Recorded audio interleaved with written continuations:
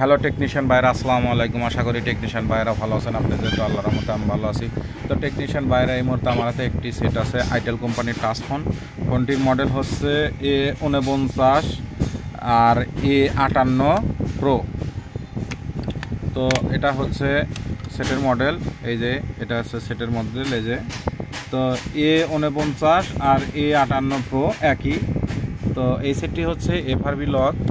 তো এই FRB লকটি unlock করব হচ্ছে আজকে ফ্রি টুলসের মাধ্যমে। স্যামের একটি ফ্রি টুল দিয়ে আজকে কাজটি করে আপনার দেখাবো। তো কাজটি করার জন্য প্রথমত আমরা সেই ফ্রি টুলটি ওপেন করেছি। ওপেন করার পরে এখানে আমাদের শুধু একটি কাজ করতে হবে। চাইলে আপনারা ইএমটি দিয়েও আনলক করতে পারেন।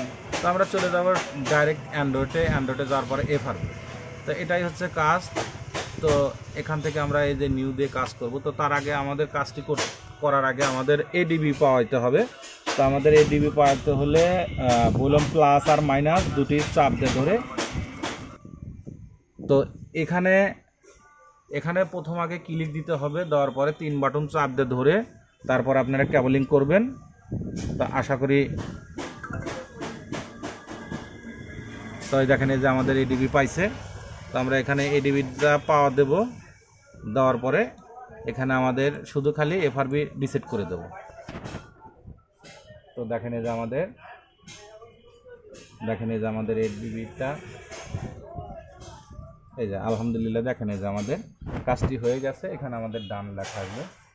তো আপনারা এই ফ্রি টুলের মাধ্যমে আপনারা কাজগুলো করতে পারেন। তো সেটটা আমাদের রিবুট নিয়েছে। তো এইভাবে আগে প্রথম ক্লিক দিতে হবে, তারপরে ভলিউম প্লাস মাইনাস এবং পাওয়ার বাটন প্রেস 3 বাটন চাপ দিয়ে ধরে USB কেবলিং করলে ওখানে ADB পাবে। ADBর ওখানে টিক দিয়ে ওকে করে দেবেন, আপনাদের অটোমেটিকভাবে কাজটি হয়ে যাবে। তো আসলে এইভাবে কাজগুলো করবেন। আসলে EMTতেও সাপোর্ট আছে, আপনারা চাইলে EMT দিয়েও আনলক করতে পারেন FRB। তো যেহেতু আমাদের দুটি ডিভাইসই আছে, এটা ফ্রি টুল দিয়ে আপনাদেরকে কাজ করে দেখালাম। আসলে এইভাবে কাজগুলো করবেন, সঠিকভাবে নিয়ম মতো কাজগুলো করলে আপনাদের সেটগুলো ডেট হবে না এবং সেটগুলো নষ্ট হবে না।